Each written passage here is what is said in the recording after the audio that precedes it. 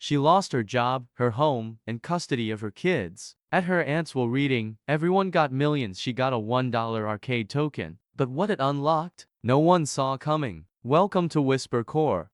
Before we dive in, drop a comment telling us where you're watching from. We love seeing how far these stories travel. And when it ends, rate it from 0 to 10 and tell us how it made you feel. If you love emotional stories with sharp twists and buried truths, hit follow so you don't miss the next one. Now sit back and listen closely. Oriana Wexler sat on the edge of the antique chair as if it could collapse beneath her at any moment. She kept her eyes fixed on the faded Persian rug under the heavy oak table, trying not to flinch every time someone laughed softly. There was something about polite laughter in a room like this, polished, curated, stifling, that made humiliation feel ceremonial. Zephyr Wexler's will was being read, and the air buzzed not with grief, but with quiet anticipation. Oriana's relatives, dressed in their tailored fabrics and discreet jewelry, barely glanced at her except to offer tight smiles that never reached their eyes. Names were called, applause whispered. Parcels of land, trust funds, art collections, all dispersed like rewards at the end of a long, orderly performance. And then came her name, Oriana Lee Wexler. The lawyer didn't even pause before adding, to Miss Wexler, Zephyr bequeaths 1 token, an arcade token, stamped with the word Pelcano. The silence that followed was so brief it was almost merciful. Almost. A few suppressed chuckles fluttered at the edges of the room like moths circling a wound. Oriana stood too fast, the legs of her chair scraping loudly against the floor, a sound that rang sharper than any insult. No one stopped her. No one even looked surprised. She walked out of the parlor with her jaw clenched so tight it ached, her shoes clapping on the marble floor like punctuation marks to every regret that had brought her to this moment. By the time she reached the gravel driveway, her face was burning and her chest felt too full. Her car sat parked under the shade of a dying magnolia tree, the windshield peppered with blossoms and dust. She fumbled with her keys, eager to get away, to sob in peace if nothing else. But before she could open the door, a voice interrupted her spiral. Miss Wexler. It was Merrick Vale, Zephyr's longtime attorney, his posture still precise despite the weight of years sloping his shoulders. His tone held no pity, only a gentle urgency. I have something for you. Oriana turned, startled, and saw the envelope in his hand. It was sealed with wax, Zephyr's monogram faint but unmistakable. She took it without speaking. The token. It's not a joke, Merrick said softly, adjusting his glasses as if to shield her from disbelief. It's a key. Zephyr left instructions. And if you don't use it, he hesitated, someone else will. That struck her, harder than she expected, because she knew exactly who that someone would be. Still gripping the envelope, she glanced back at the house through the tinted glass of her car. The curtains had been drawn back slightly. Behind them stood Soren, her cousin, her lifelong rival, polished and calculating as ever. His gaze was fixed on her with that calm, infuriating expression he wore whenever he thought he'd won something. Not a grin, not a smirk, just that faint, pleased curve of the lips that spoke of ownership. Oriana stared at him, feeling something colder than anger rise in her chest. This wasn't over. She didn't know what it was yet, but she could feel the story shifting. She opened the door, slid into the driver's seat, and dropped the token into the cup holder beside her as if it were radioactive. The word Pelcano stared back up at her, stamped in brass, old and oddly weighty for its size. She rested the envelope beside it and stared at both like they were evidence in a trial she hadn't prepared for. Outside, the wind picked up just enough to stir the branches, the petals tumbling across her windshield like tiny flags surrendering to something she hadn't chosen. She didn't start the car. Inside the envelope, her aunt's handwriting unfolded in practiced, angular loops. There was no apology, no explanation, just a short note that read like it had been rehearsed. When they call you a wreck, look for the beacon. The island will know what to do. Pelcano, no signature, no love, no warmth. It wasn't even cryptic enough to be poetic, just blunt, like Zephyr had always been efficient and sentimental, infuriatingly right. Oriana stared at the paper, then at the token again. Her fingers hovered over it, hesitant, as if touching it might unlock something inside her instead of some mystery far away. She thought of her children Lena and Kit, how she'd held on to their artwork longer than her job, how she measured time now and missed birthdays and supervised visits. She thought of the court transcript where unstable had appeared next to her name, as if her entire being could be reduced to one word and a few bank statements. A beacon, an island, a key. It made no sense. And yet, it made more sense than anything else in her life lately. Her phone buzzed on the passenger seat. A message from her ex-husband. Lena's asking if you're still coming to her recital. Oriana felt something twist behind her ribs. She hadn't even remembered it was tonight. Her shift at the diner was in 2 hours, and she knew the manager wouldn't take kindly to another family emergency. She stared at the screen, then turned it face down. There were too many things she couldn't fix right now, and it was easier to ignore them than admit she had no idea how to show her daughter that she still cared when everything in her life said otherwise. Oriana's hand returned to the token. She picked it up slowly, holding it between her fingers, turning it over. It wasn't shiny, it wasn't even clean, but it was something, and that made it worth more than all the polite laughter echoing through Zephyr's house. For the first time in weeks, she didn't feel small, just uncertain. She folded the note again and slid it back into the envelope. Then, with both resting in her lap, she finally started the engine. As the car pulled out of the gravel drive, Oriana did not look back. She didn't need to. Soren's face was still etched behind her eyes like a watermark, and the slight tilt of his head, the smug assurance, fueled her in a way she hadn't felt in years. He thought it was over. He thought she'd been dismissed again, forgotten, buried beneath another family humiliation. Let him think that. Let him underestimate her, the way they all did. Oriana didn't know where the island was yet, or what kind of key the token could possibly unlock. But something in Zephyr's cold confidence lingered with her. If you don't use it, someone else will. And Oriana had lost enough already. Enough jobs. Enough pride. Enough time with her children. She wouldn't lose this too. She drove without music, without destination, only a faint, flickering sense of direction pulling her forward. For now, that was enough. Behind her, the house faded into the trees. And the last thing she remembered was Soren's eyes, watching her through the window, his smile already closing in around something he believed belonged to him. Oriana didn't plan the drive so much as she surrendered to it. Her phone stayed face down in the cup holder next to the token and envelope, and every vibration from unseen messages felt like someone knocking on a door she couldn't answer. The ache of missing Lena and Kit throbbed sharper than ever, especially during the quiet stretches of highway where their voices used to fill the car on long drives, singing off-key, arguing about snacks, asking her impossible questions from the back seat. Now, there was only the low hum of her engine and the acidic churn of doubt in her stomach. Zephyr's note hadn't given her a map or even a clear destination, just fragments, a barrier island called Pelican, a lighthouse that remembers, and that maddening line that kept looping through her thoughts: when they call you a wreck, look for the beacon. She didn't know what it meant, but she knew what it felt like: a dare, maybe even a lifeline. When she finally reached the weathered dock where a one-man ferry waited, the operator looked her over with something between suspicion and curiosity. "Ain't much on Pelican these days," he muttered as she boarded. Oriana didn't answer. She wasn't here for what was. She was here for what might still be. The ferry ride was short, but the silence stretched long. The island came into view like something that didn't want to be found: flat dunes, gnarled grasses, and a single crooked sign barely legible anymore. As she stepped onto the dock, she immediately noticed the survey flags staked deep into the sand like unwanted visitors. Some were fluorescent pink, others bright orange, each one fluttering as if trying to draw attention to their quiet trespass. Oriana's stomach turned. Someone had been here recently. More than that, someone had plans for this place. She walked past the flags with narrowed eyes, spotting tire tracks that hadn't yet been erased by the tide. There was a sense of being watched, not by people, but by the land itself, as though it remembered who belonged and who didn't. She followed the vague directions from the letter, cutting across overgrown paths and patches of stubborn brush until she saw the structure rising ahead of her. The lighthouse was taller than she expected, its white paint weathered and peeling in places, but intact. There were no steps, no signage, no public access points. Just stone, metal, and silence. And, most importantly, no visible door. She circled the base slowly, half expecting some kind of puzzle or latch or code. But what she found stopped her heart. A smooth panel of metal, no larger than a plate, embedded into the wall just beneath eye level. It had no handle, no slot, nothing to press, just a perfect circle in its center, like something out of a movie prop. Oriana reached into her jacket pocket, the weight of the token suddenly undeniable. Her fingers trembled as she slid it out and pressed it into the indentation.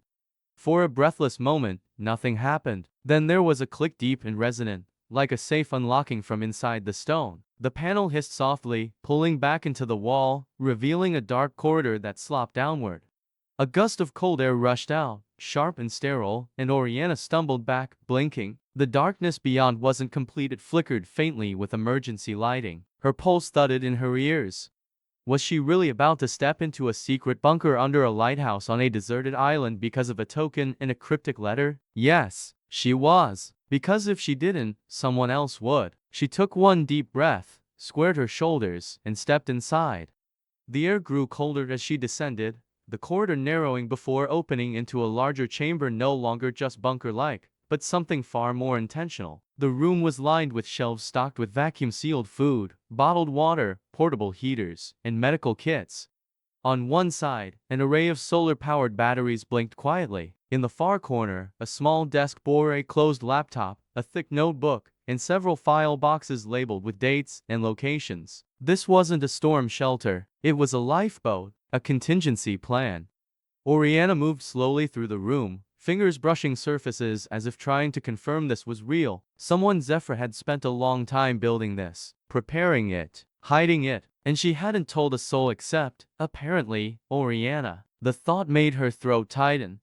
On the opposite wall, she noticed something she'd missed at first, a black plaque, mounted neatly on a steel door that led to what looked like private quarters. 3 words etched into brushed metal stopped her cold. Trustee Oriana Wexler. She backed away instinctively, as if the plaque had spoken aloud. It didn't make sense, it couldn't be right, but it was right there. Oriana's legs gave out before her logic did, and she sat down heavily on a bench bolted into the wall near the desk. She stared at the plaque, trying to absorb it. Trustee, not guest, not visitor. This wasn't a message meant to inspire her, or even guide her. This was a role, a responsibility. She'd come here thinking the token was symbolic, some final poetic cruelty from a woman who'd loved her in her own distant, impossible way. But now it was clear Zephyr had meant for her to find this, to own this, to protect this. And suddenly, humiliation began to shift. In the silence of that hidden room, in the flickering hum of stored power and plans long kept quiet, something else bloomed slowly, unsteadily, but real. It wasn't pride. Not yet. It wasn't confidence either. It was closer to defiance. She wasn't here by accident. And whatever this place was meant to be, whatever storm Zephyr had been preparing for, Oriana could feel in her gut that it hadn't passed yet. It was coming. She stood again and ran her hand once more over the words on the plaque, tracing the letters of her name like they might disappear if she blinked. She wasn't ready. She didn't know the first thing about running a shelter, or protecting anything larger than her own children, and even that, the courts had said, she'd failed at. But here she was, chosen. Zephyr had made a decision that bypassed all the clean suits and sharp voices back at the estate, the ones who laughed at Oriana without needing to raise their volume. She had left this place to someone who knew what it meant to be wrecked. Maybe because that person also knew what it meant to survive. Oriana took one last look around the room, committing every object to memory. Then she turned and stepped back toward the entrance, toward the light that filtered in faintly from the outside. Her hand lingered on the token before slipping it back into her pocket, as if afraid she might need it again. And as she crossed the threshold and the wall slid back into place behind her, she knew nothing would ever quite be the same. Her humiliation, at last, had begun to shift into something dangerous and new. Merrick was already waiting for her when she stepped back onto the path near the lighthouse the next morning. His pressed khakis were wrinkled from the salt air and ferry ride, but his face showed no frustration, only quiet affirmation, as though her being there confirmed something long debated in his mind. Oriana half expected some lecture, some dramatic unveiling, but instead, Merrick simply nodded toward the now hidden door behind the lighthouse. "So, you found it," he said, not surprised, not smug, just gently resolute. "Zephyr trusted you would." Oriana crossed her arms tightly across her chest, not because she was cold, but because everything in her felt unmoored. "This, all of this, why me?" she asked, her voice low but loaded with something old and unfinished. Merrick didn't look at her right away. Instead, he crouched down to draw a line in the sand with a twig. "You know how many people Zephyr helped during hurricane seasons? Off the record, quietly. Families that had nowhere to go. No ID, no paperwork, no insurance. Just fear." He looked up then. "This place Mar Alta isn't a monument. It's a promise. And she chose you to keep it, because you know what it feels like when no one comes for you. She hadn't expected that answer, not really. Her fingers twitched at her sides as if grasping for something to hold on to. I'm not qualified to run anything, she muttered, almost to herself. She left this to a woman who couldn't even keep custody of her own kids. Merrick's gaze didn't soften, but it didn't harden either. Zephyr didn't care about titles. She cared about grit, resilience. You lost everything and still kept trying. She saw something in that. He reached into his weathered satchel and pulled out a sealed envelope, thicker than the last. Legal documents, he explained, handing them to her. The trust fund for Mar Alta, the monthly stipend attached to your role as trustee, and power of decision documents. It's not a fortune, but it's enough. Enough to keep this place running. And maybe, he hesitated, watching her face closely. Enough to petition for custody again. Oriana blinked, and her throat closed tight. She had trained herself not to hope it was easier that way, but the idea flared in her chest with unbearable clarity. Lena's quiet eyes, Kit's sleepy weight in her arms. Could this place, could it change everything?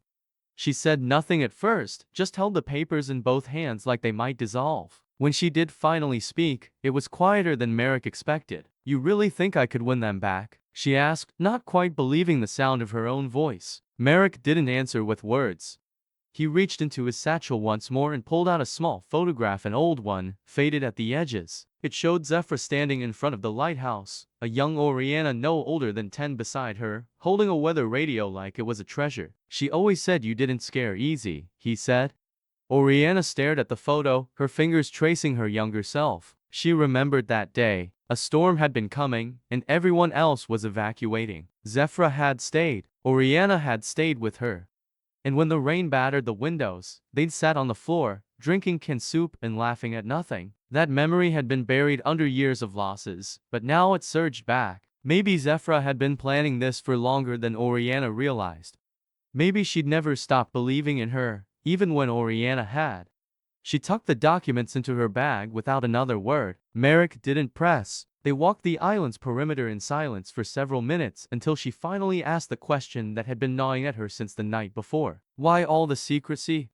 Why hide this place like it was something illegal? Merrick sighed, adjusting the strap on his shoulder. Because Zephyr knew what it would attract if people found out. The land, the infrastructure, the underground shelter. It's worth more than anyone should be comfortable with. And it's not just about money, it's about control. If the wrong people got their hands on it, this place wouldn't protect people anymore. It would evict them. Oriana absorbed that slowly, uneasily. She thought someone would try to take it. Merrick nodded once. She didn't think. She knew. And she feared it would be someone in the family. The words landed heavily. Oriana didn't need to ask who. The answer was already circling her thoughts like a storm cloud. The moment they returned to the lighthouse, they saw it, a black SUV parked crookedly near the dock, tires half buried in the sand like it had been driven without care. Oriana felt her gut clench before she saw who stepped out. Soren, of course. Polished shirt, no tie, sunglasses too dark for the morning sun. He greeted Merrick first with the slick familiarity of a man who never worried about being told no. Always a pleasure, Merrick, he said, then turned to Oriana with the warmth of a practiced liar. Oriana, good to see you out here.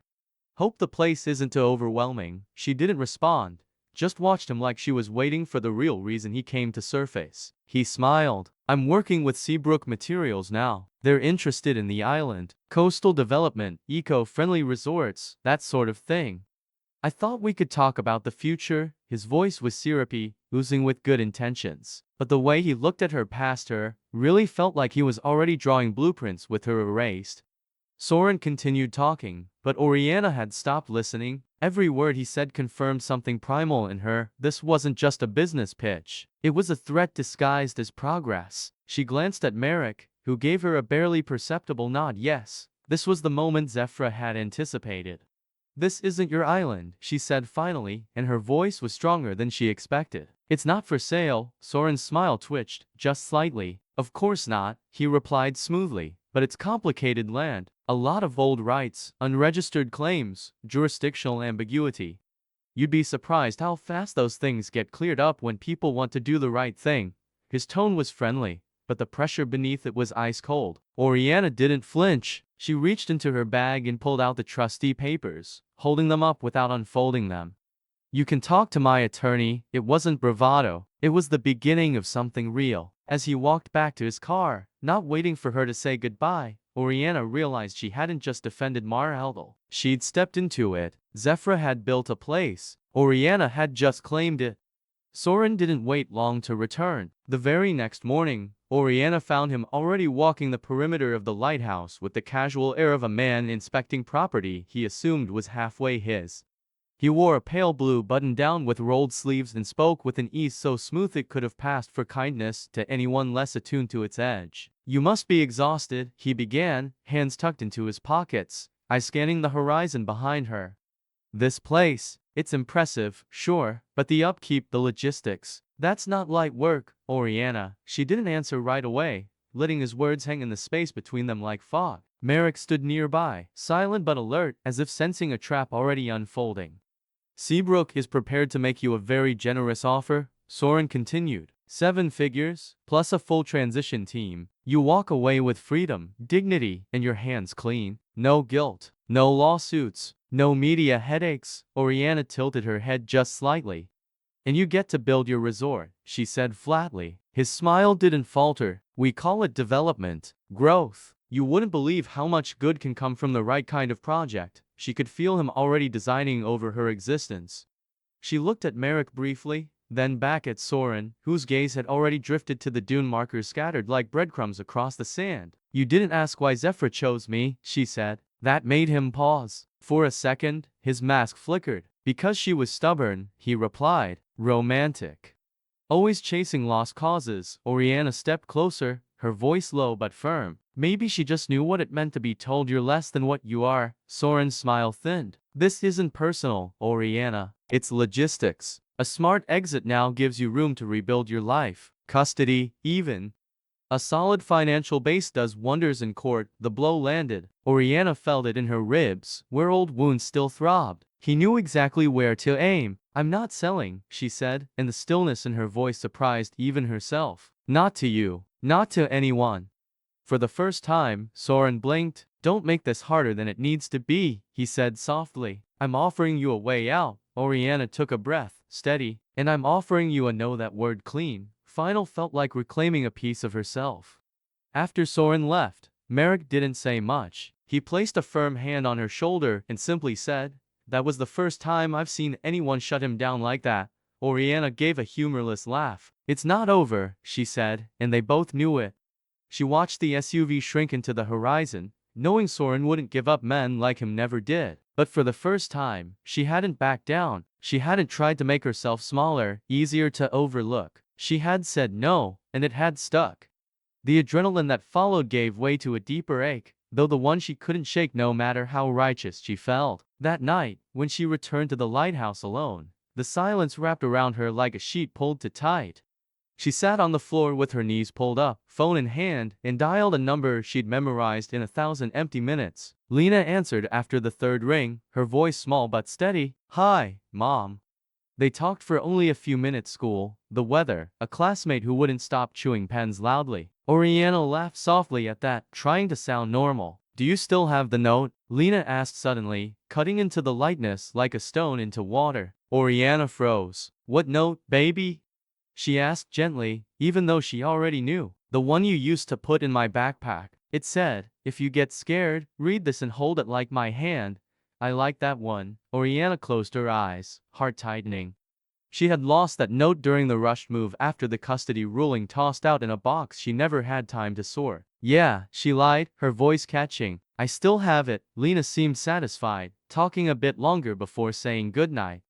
Oriana ended the call and let the phone slide from her hand. Her face crumpled, and for the first time in days, she cried. Not in anger, not in shame, but in mourning for the little things she hadn't been able to hold on to. She didn't sleep much that night. The guilt sat in her chest like something alive, coiled and pulsing. But by morning, Oriana had made a decision, not out of drama or grand gestures, but from something quieter, intentional. She opened the old Lighthouse logbook she'd found in the supply room, the one filled with Zephyr's jotted notes and weather recordings, and flipped to a clean page. She picked up a pen and, without thinking too much, wrote, "Hi, Lena. Today I said no to something that felt wrong. It was hard, but I think you'd be proud of me." She signed it with her name, and then Kit's too. She paused, stared at the ink, and drew a little heart beside them. It felt childish. It felt strange. It felt like a step. The next day, she wrote again, and the day after that, nothing dramatic. Just a thought, a memory, a small truth. It wasn't the note Lena had remembered, but it was something new, something that connected them across the silence. And slowly, Oriana realized it felt like building a bridge out of ink. Oriana realized quickly that Maralta was too large, too complex, and far too alive for her to manage alone. The daily responsibilities stretched beyond supplies and structure. They reached into people, into systems that couldn't break under pressure. She wasn't trained for this, and the island like the sea it faced offered no room for pride. So when Arlequin showed up uninvited, unannounced, and entirely unimpressed, she surprised herself by not objecting. He was the coastal rescue chief for the surrounding county, a man whose calm didn't come from stillness, but from surviving long enough to understand what mattered. When he first walked the perimeter with her, he didn't smile or shake hands. He asked questions, direct ones. How many backup radios? What's your wind rating on the roof supports? Has anyone stress tested your filtration tanks? Oriana answered what she could, admitted what she couldn't, and didn't pretend. That mattered to him. When he finally gave her a short nod barely perceptible, it didn't feel like approval. It felt like trust. He didn't hand her a compliment. He handed her a clipboard, and with it, a team of volunteers, portable gear, storm maps, and an unspoken agreement she was in charge, but she wouldn't be alone, and that made all the difference. Arlo didn't waste time with formalities. He ran drills without warning, critiqued without softness, and spoke with the precision of someone who'd buried people who hadn't listened fast enough. Oriana learned to adjust. She learned to read his silences and his pointed looks, to match his urgency with her effort. But it wasn't just logistics that weighed on her, it was the quiet pressure of being believed in. He never said it aloud, but he'd chosen to invest in this place, in her. And that kind of faith, unspoken as it was, scared her more than failure. Then came Luzia Santos. She arrived with a duffel bag full of tools, boots to clean to trust, and a scowl aimed at anyone who dared ask her purpose. She didn't explain how she found the island. She just walked into the generator room, examined the panels, and asked where the old wiring diagrams were. Oriana stood at the door, arms folded. "Who sent you?" she asked. Luzia looked up, one eyebrow raised. "Zephyr did," she replied simply, and that was that. Oriana didn't press, and Luzia didn't elaborate. Trust, it seemed, came in different languages. Luzia worked like someone who didn't believe in rest. She rewired panels, tested circuits, and labeled systems that had been jury-rigged beyond recognition. Her notes were meticulous, her touch exact, but she didn't make small talk. Days passed before Oriana saw her even smile, and even then, it was at a circuit that finally stopped sparking. They clashed almost immediately, Oriana asking too many questions, Luzia offering too few answers. "You can't just rewire the east grid without telling me," Oriana snapped one night. Luzia, without looking up, replied, "I can if I'm fixing something that was about to kill you." The tension snapped, and Oriana laughed before she could stop herself. Luzia looked up sharply, then softened. "I don't do explaining," she muttered. "I just fix." That was the beginning. Over shared tools and late-night battery checks, they learned each other's rhythms. Luzia, quietly brilliant. Oriana, relentlessly determined. They didn't call it friendship, but it was something that lived in the space between arguments and teamwork, and it grew. One night, hours past midnight, they sat side by side on a bench outside the shelter's back entrance, hands filthy from a long day of trench work. The silence between them wasn't uncomfortable anymore. It felt earned. Luzia spoke first, surprising Oriana. "You know what it's like," she said. Oriana turned to her. "What, living like a ghost?" Luzia replied, her voice flat. "Hiding even when you're trying to help. I spent 5 years fixing things under fake names. No papers. No voice. Zephyr let me work without questions. Let me exist." She exhaled hard. "I'm tired of being a shadow." Oriana stared at her, unsure what to say. She thought about how many times she'd swallowed her own voice to fit back into a courtroom that never saw her fully. And so, she answered with honesty, "I'm tired of being the mistake everyone assumes I am." Luzia nodded once.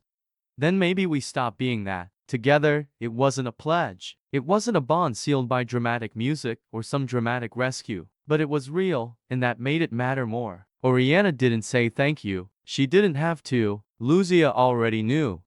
Arlo noticed the shift before anyone else. You're breathing differently, he told Oriana during a supply run. She frowned. What does that mean? He shrugged. Means you're not drowning. That was the closest he ever came to giving her a compliment. But Oriana took it.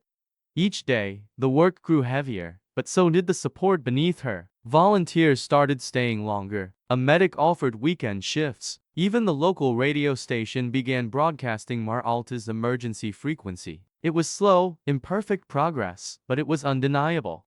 And with each secured wire, each recorded name, each tested generator, Oriana felt herself sinking deeper into this role, not as a placeholder, not as someone temporarily in charge, but as someone who belonged here, who could be trusted. She didn't say those words out loud, not yet.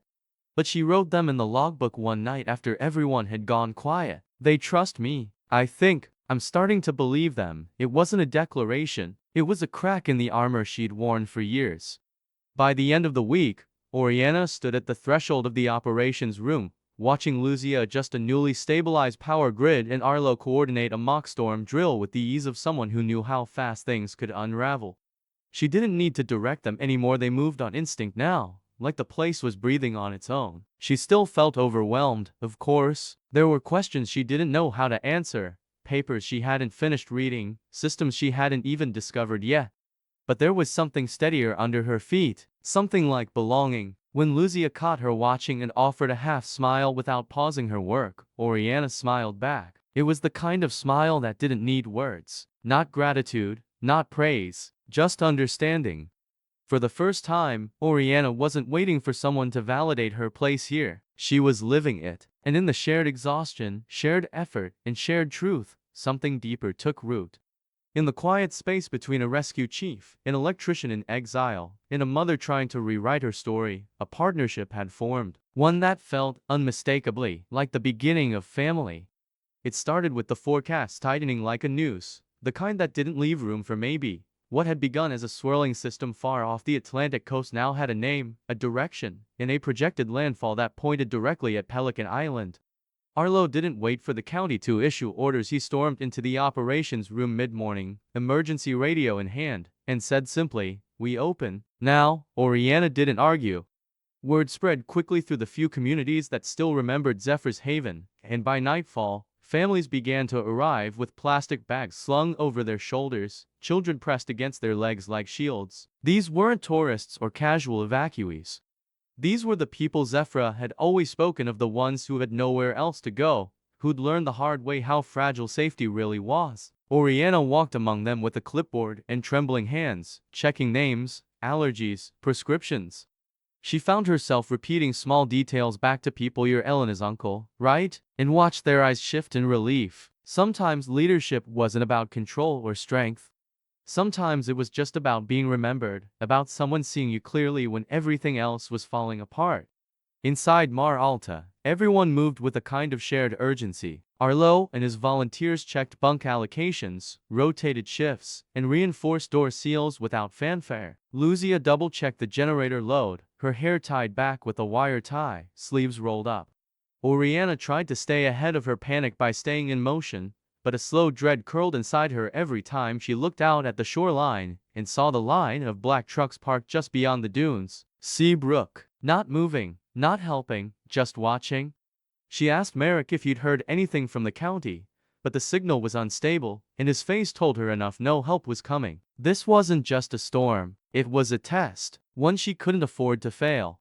Late that evening, as the first outer bands of wind brushed against the shelter's reinforced walls, Lucia pulled Oriana aside. "Something's wrong with the Watergate controller," she said, eyes sharp. One of the control modules was installed backward. Oriana frowned. "Backwards? That doesn't even know," Lucia interrupted. "It doesn't make sense, unless someone meant to." The air inside Oriana shifted immediately. That sick, to familiar chill of being set up, of having something break beneath you when you thought it would hold. She moved with Lucia to the main console. The diagram displayed a system error in Zone B, but the actual component wasn't degraded, it had been physically tampered with. Oriana stared at it like it might reveal a name, a face, a signature. If the water surge hits and the system doesn't auto-redirect, Lucia said quietly, we lose drainage. The shelter floods. There was no storm loud enough to cover the quiet terror that followed that sentence. Can you fix it? Oriana asked. Lucia nodded slowly. I can try. But it's deliberate, Oriana. They wanted to fail with people inside. That was when it fully landed, the cruelty, the strategy. If Mar Alta collapsed, Oriana would not be blamed for neglect. She would be accused of recklessness, unfit, dangerous. And then they'd have their reason to take it all. The shelter, the trust, the story. The courts would listen to that. And even if she survived the storm, she'd lose everything else. Again. Oriana didn't speak for a full minute. She paced, thought of Lena's soft voice asking about a bedtime note, of Kit's drawings she still kept folded in her wallet like talismans. She remembered what it felt like to sit in a courtroom and hear the word unstable used like a scalpel.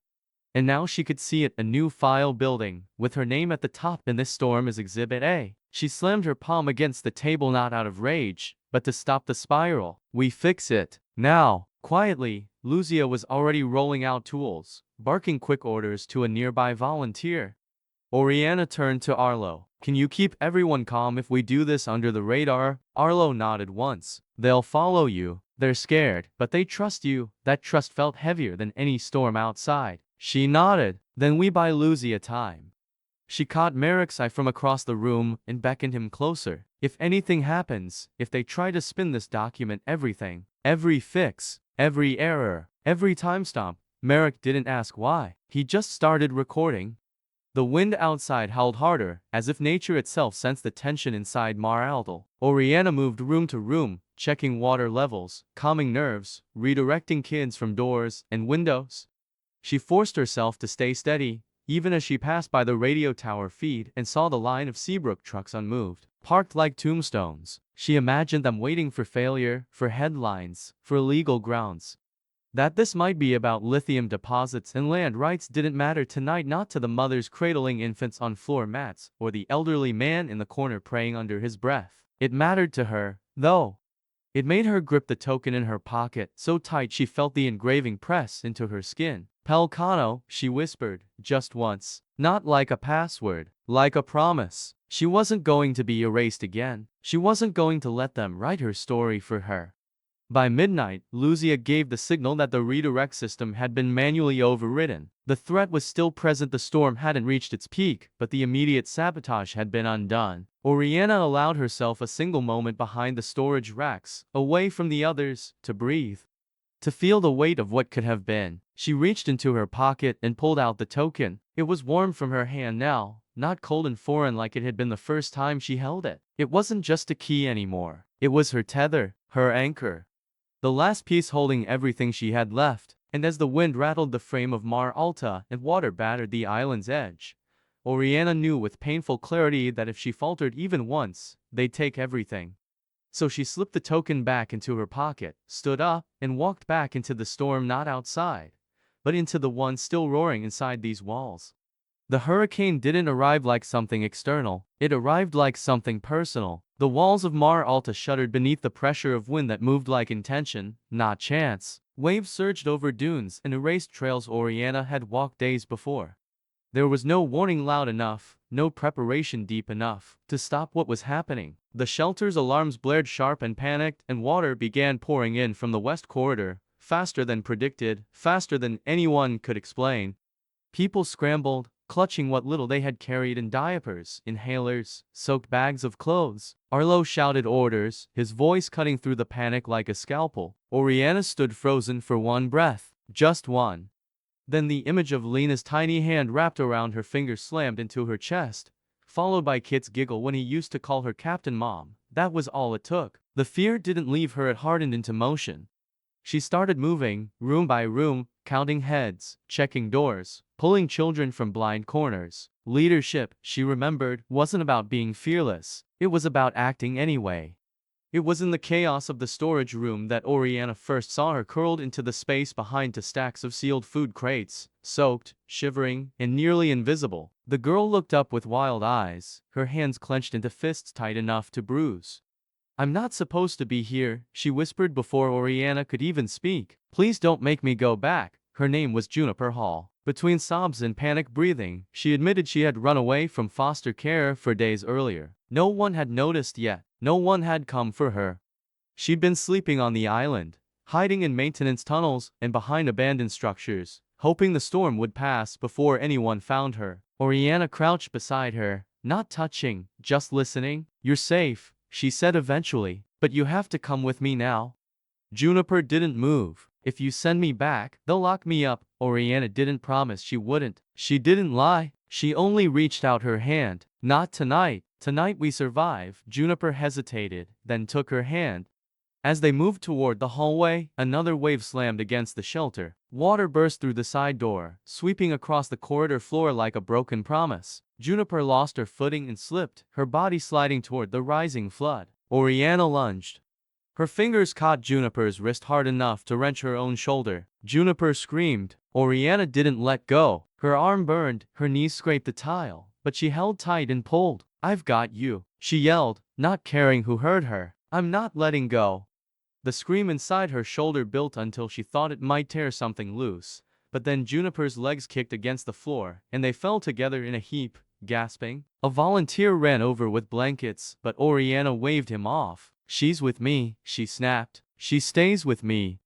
Juniper didn't speak again, but her hand never left Oriana's sleeve after that. Trust didn't come easily, but sometimes it arrived in the grip of a desperate girl and the stubborn refusal of a woman who'd been desperate herself. Elsewhere, Arlo was dragging an elderly man out of the flooded West Wing. The man had refused to leave earlier, claiming he'd survived worse. Now he clung to Arlo's neck, coughing water, trembling with rage at his own body's betrayal. Arlo didn't say a word. He just carried the man across thigh-deep water with the calm of someone who knew that panic only killed faster. Luzia, meanwhile, was halfway submerged in the eastern control room, cursing in Portuguese as she stripped wires, twisted fuses, and forced a failing circuit board to reroute power to the backup pumps.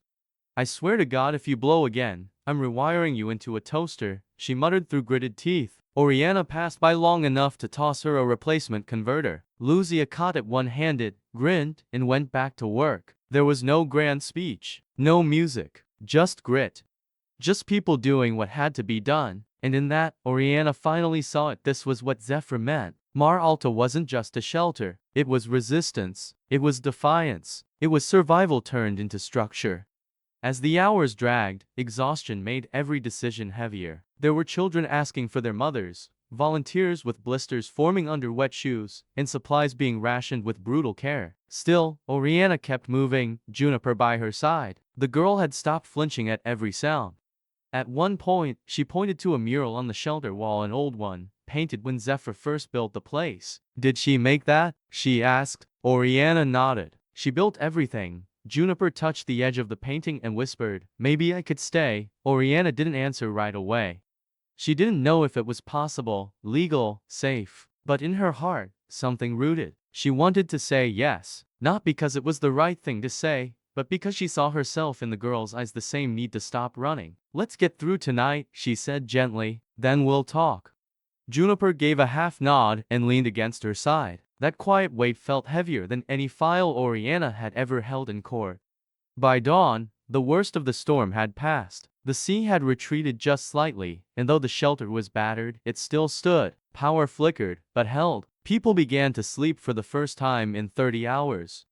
Oriana remained awake, sitting beside Juniper, whose breathing had finally evened out. Her own muscles ached, her skin burned, but none of that mattered. What mattered was that she hadn't frozen, she hadn't broken, and for once, she hadn't lost anyone.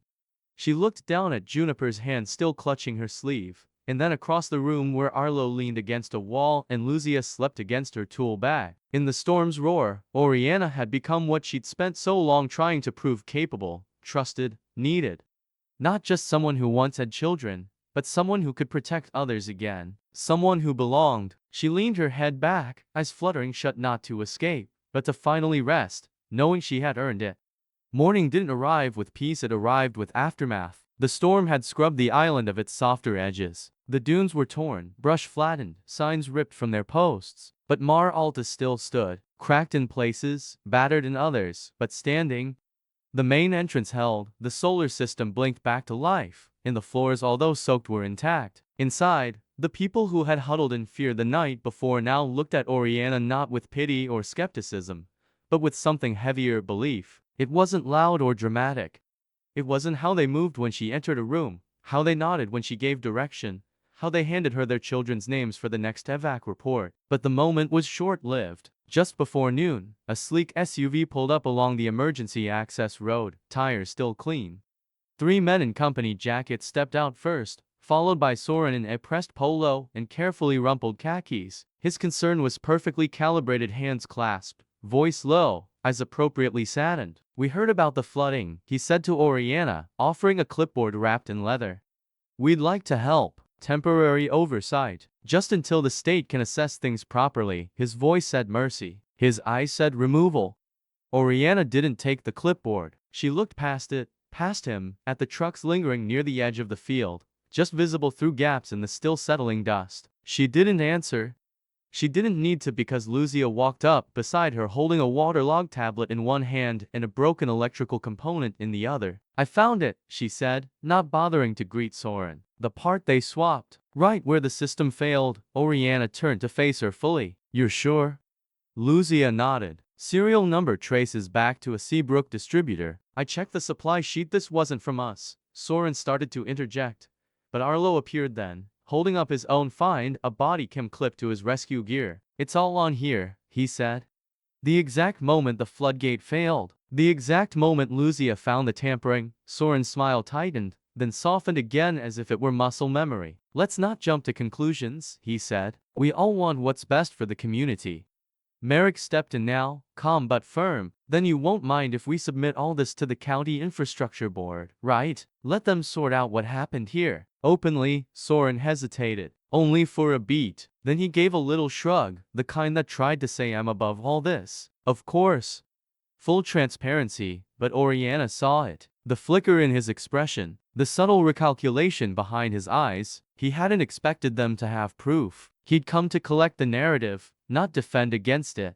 As the men behind him retreated to their vehicles with less certainty than they'd arrived, Oriana looked around the room and saw something quietly powerful taking root. No one applauded. No one declared her the hero. But they stayed close. They chose proximity. That was enough. Still, Oriana knew better than to trust systems alone. Winning in court, if this ever got that far, was not about truth. It was about who could make the truth loud enough to matter. That night, in the corner office Zephyra had once used for radio dispatch, Oriana pulled out her old laptop and stared at a blinking cursor for nearly a minute before typing a name she hadn't typed in years: Nikhil Dutta. A former colleague, a field producer she'd once worked beside when exposing unsafe housing conditions in Savannah. He had always believed in storytelling as a weapon, as a scalpel. Not viral trash, not content, journalism. She hadn't spoken to him in for years, not since the case that cost her her job. But when she typed the subject line "Need you," fast, no spin, and hit send, it felt less like crawling back and more like returning to something buried. She attached the footage from Arlo's camera, the photo of the cut cable, Lucia's component scans. Then she hovered over the send button. Her hands trembled, but not from fear, not from shame, from motion, from momentum. And she realized something profound. This was the first time in years she didn't feel like she was defending her version of events. She was asserting it. The email flew off into the ether with a soft ping, and Oriana sat back in the chair like it might collapse. The room was quiet. Her arms still ached from pulling Juniper out of the water the night before. Her legs still bore cuts from debris, but it didn't feel like pain, it felt like evidence. Not the kind a judge looks at in court, but the kind a person carries in their body. Evidence that you stayed, that you stood, that you didn't let go. She opened the Lighthouse logbook, flipped past the entries about storm prep and supply counts, and began a new page.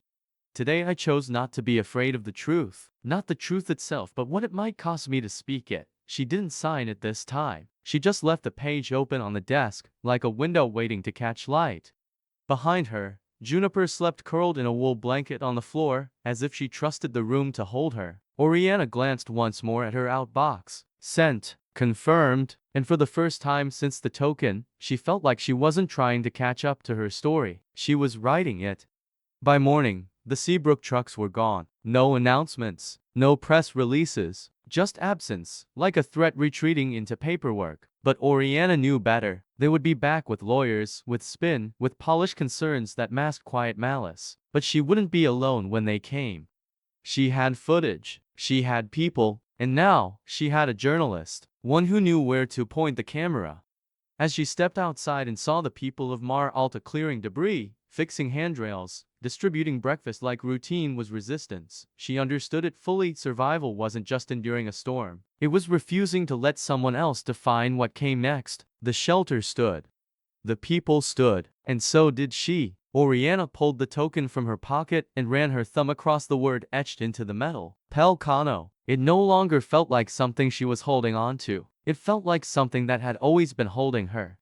It didn't take long for the storm's aftermath to become ammunition. Within 48 hours, county officials had scheduled an emergency hearing citing public safety, infrastructure concern, and operational irregularities as reasons to review Oriana's authority over Mar Alta.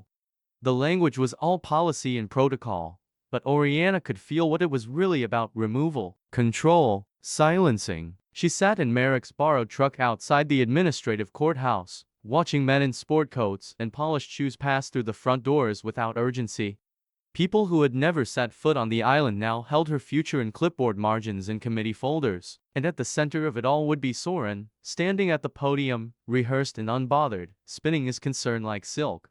She could already hear his voice, measured, sympathetic, laced with phrases like burden of leadership and collective interest. Oriana clenched her jaw. She hadn't fought this hard to be wiped out by a spreadsheet and a smirk. But the fear crept in anyway, the old fear, institutional and precise, the kind that reminded her how easily powerful rooms could decide who you were allowed to be.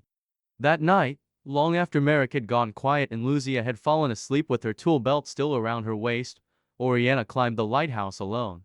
She didn't have a plan, just the heaviness in her gut and Zephyr's final letter echoing in her mind like a riddle. The island will know what to do. When they call you a wreck, look for the beacon.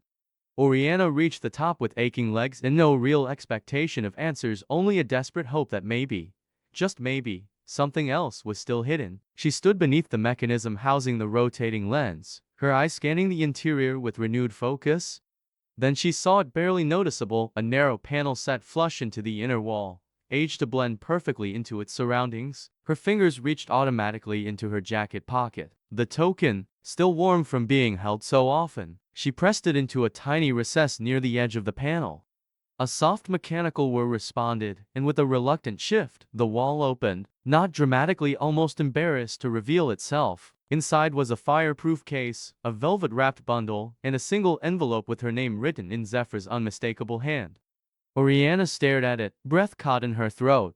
She opened the velvet bundle first. The deed was old, very old, dated over a century ago, and stamped with a seal from a land commission office long since dissolved. But the language was clear: full mineral rights for Pelican Island granted to the original Wexler estate. No expiration, no contestation.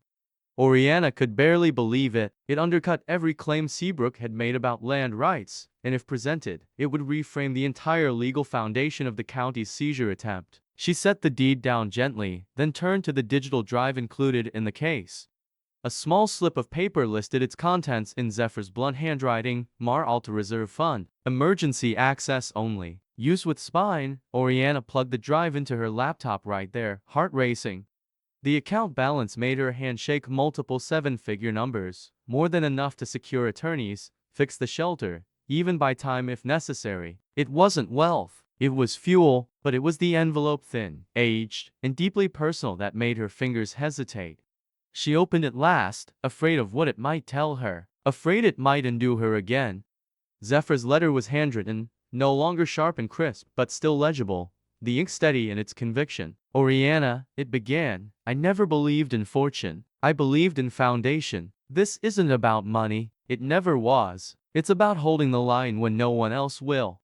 Each sentence hit like a confession disguised as instruction. They'll say you're small. that you're difficult, that you don't know what you're doing. Let them. What you hold matters more than what they say. I chose you because you understand what it means to carry weight you didn't ask for and not drop it. Oriana's vision blurred. You're not my backup plan, Oriana. You're my continuation. The island doesn't need a perfect leader. It needs a present one. Be present. Be stubborn. Be you. That was it.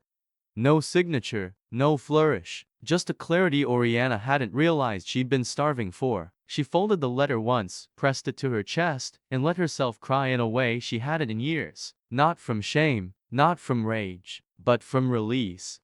A shaking kind of relief that came from finally being named not as a disappointment, but as something strong. She stayed at the top of the lighthouse for a long while, gripping the token like it was the spine Zephyr had asked her to find. She wasn't ready for the hearing, not in the legal sense, but something inside her had shifted. The story was no longer just about surviving the storm. It was about rewriting the inheritance of who gets to lead, who gets to build. She thought about Lena and Kit, about Juniper, about Lucia and Arlo. This wasn't just a fight for land. It was a fight for narrative, for permanence, for something no court transcript could erase. The old version of Oriana, the one they'd labeled unstable, unfit, impossible, had no place here anymore. She wasn't climbing for approval. She wasn't begging to be let in. She had unlocked something more than a panel tonight. She had unlocked her place, her voice, her spine. As she descended the stairs with the deed tucked into her jacket and Zephyr's letter held like a vow, she didn't walk like a woman preparing for battle. She walked like someone who had already won the part of herself that mattered most. When she returned to the shelter, Merrick was waiting. Anything, he asked, eyes bleary with sleep but sharpened by urgency. Oriana didn't answer at first. She pulled the folded deed from her pocket and handed it to him. Merrick read the first few lines and let out a slow breath. Well, he murmured, that changes things. Oriana nodded, but her eyes were already drifting to the envelope in her other hand. She hadn't shown it to anyone. Not yet. There's more, she said, voice low. But it's not for court. Merrick didn't press. He knew the difference between what wins battles and what keeps someone standing through them. Oriana sat down, the token still in her palm, and this time, her fingers didn't clench around it in desperation. They held it like memory, like proof. She wasn't here by accident. She wasn't here by default. And no matter what came tomorrow, she had Zephyr's voice behind her. Not a ghost, not a guilt, just the lineage of resistance now carried forward. Oriana looked down at the token and whispered, we're not done yet, and for the first time, it didn't sound like fear. It sounded like promise. Oriana walked into the hearing not as a supplicant, but as someone claimed. Behind her, Arlo, Lucia, Juniper, and Merrick followed, not in silence, but in quiet defiance, each step punctuated by a loyalty that couldn't be faked. There was no grand gesture, no orchestrated media moment. Just people who had been through something together, and now refused to let one of them be erased. Soren was already at the front, wearing a tailored suit that hugged his self-assurance like a second skin. His smile was as rehearsed as the words he'd yet to say, but Oriana didn't flinch. When her name was called, she rose and submitted the evidence, the mineral rights deed, Lucia's photographs of the sabotage, Arlo's cam footage, and placed them on the table with the same care she once gave to her children's lunchboxes. The courtroom quieted. The judge leaned forward. And for the first time in years, Oriana spoke without twisting herself into palatable shapes. She didn't try to sound like a success story. She described Juniper's shaking body, the names she memorized at intake, the elderly man she held until dawn. She spoke of motherhood not as custody but as custody of people, of pain, of hope, of the small brave moments that no ledger could measure. She did not expect applause. She expected silence, maybe dismissal, maybe more of the quiet cruelty that had once defined her family's way of communicating. But something in the air shifted. When the judge didn't interrupt, when Soren's interruptions were overruled, Oriana realized this wasn't just a courtroom. It was a recalibration. Her words were not being reduced to noise. They were being recorded. Weeks passed like weather, some rough, some luminous. Seabrook's permit application stalled under the weight of legal scrutiny. The sabotage was no longer rumor, but record. Soren's careful thought began to crack under deposition, and while none of it was fast, all of it was real. Oriana watched as the false foundation they tried to build crumbled beneath the weight of her persistence. Mar Alta, once seen as a liability, became a landmark. Volunteers returned to help with repairs. The reserve funds were finally unfrozen. And Oriana returned to family court not as the woman who had failed, but as the woman who had held steady when it counted. This time, when Lena and Kit ran to her, it was not supervised. It was not temporary. Their arms wrapped around her like memory rewritten. Juniper stayed. It wasn't official at first. There were forms to sign, evaluations to pass, boxes to check, but the real proof came in small, human ways. The way Juniper began helping Lucia without being asked. The way she sat next to Arlo during storm briefings like she belonged there. The way her laughter came faster. One day, Oriana found Juniper's sneakers by the door, placed beside Lena's and Kit's as if she had always been part of the equation. There were still nights Oriana woke in a panic, the shadows of old failures trying to drag her back, but now there were new rhythms, new voices, and the soft interruptions of real life. Juniper asked if she could paint her room lavender. Kit started a rock collection. Lena kept asking to learn how to use the storm radios. They were building something imperfect and sacred, a life not measured in accolades but in closeness. Oriana, once convinced she'd ruined everything that mattered, now found herself trusted by 3 children who had every reason not to. On a clear evening months after the courtroom and the storm, long after the flags from Seabrook had been removed and replaced by native dune grass, Oriana gathered the children and climbed the lighthouse again. She didn't need a reason. She just needed to feel the height, to honor the ritual that had started it all. Lucia and Arlo watched from below, their conversations light, but their presence grounding. The stairs felt less like a burden this time, and more like a reckoning. Lena asked questions on the way up: how far the light reached, whether dolphins could see it. Kit carried a screwdriver, just in case. Juniper was quiet, but when they reached the top, she stood nearest the switch. Oriana placed her hand over Juniper's, and together they turned the restored beacon on. The beam cut across the sea like a memory returned, like a truth refusing to be lost. They stood there a while, just watching. Before they left, Oriana pulled the logbook from its place by the panel. She flipped past old entries, past the notes she'd written for Lena and Kit when she didn't know how to reach them, past the names of those they'd sheltered. Then, slowly and without drama, she wrote a final line. Nothing poetic, just a message that spoke of presence. We are still here. She signed all 4 names beneath it: Oriana, Lena, Kit, Juniper, each letter deliberate, each stroke a reclamation. She closed the book, placed it back, and exhaled. For the first time in her adult life, she wasn't waiting to be forgiven or validated. She simply was. The beacon turned in slow arcs, steady and unfailing. Mar Alta would remain, the island would remain, and so would she. Oriana Wexler, mother, trustee, survivor, finally held. The stairs creaked behind her as the kids made their way down, their laughter fading into everyday chatter. Oriana stayed a moment longer, looking out at the dark stretch of water that once felt like exile, but now felt like home. She touched the token still hanging from a simple chain around her neck. No longer a secret, no longer a mystery, just a beginning, a key that had done its job. The light swept across the horizon one last time before she turned to follow her family down the spiral steps, her steps quiet, firm, certain. The beacon held, the island held, and for the first time in years so did Oriana. What would you have done if you were in Oriana's place, facing loss, betrayal, and a storm that could destroy everything? Do you think she earned back more than just her children? Maybe even her own worth? Tell us in the comments. On a scale from 0 to 10, how powerful was this story for you? Don't forget to subscribe to Whisper Core and turn on notifications so you never miss stories that challenge, heal, and reveal what people become when the world stops believing in them.